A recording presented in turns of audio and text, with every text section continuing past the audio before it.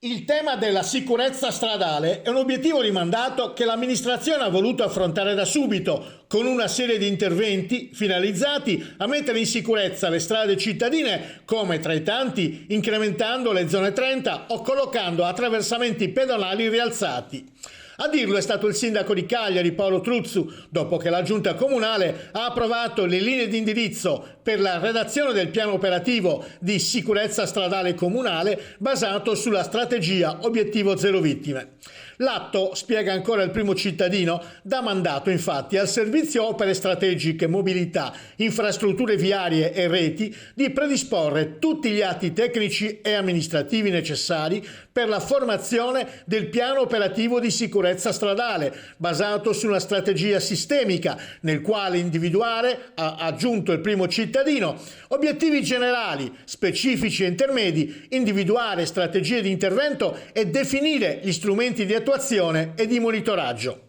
È stato anche dato mandato ai servizi di polizia municipale e opere strategiche, mobilità, infrastrutture viarie e reti, ciascuno per le rispettive competenze, di proseguire nelle more della predisposizione del suddetto piano con gli interventi infrastrutturali e le attività finalizzate al miglioramento della sicurezza stradale. Il comandante della polizia locale, Guido Calzia, ha poi evidenziato le sanzioni comminate dal corpo di polizia locale nel periodo tra il 1 gennaio e il 28 febbraio. 129 verbali per la mancata revisione dell'auto, 48 per veicolo senza assicurazione, 48 per eccesso di velocità, 38 per cinture non allacciate e 11 per patenti ritirate. Ritiri questi ultimi, ha evidenziato ancora e ha concluso il comandante Calzia, tutti a neopatentati, un dato che viene definito significativo e preoccupante.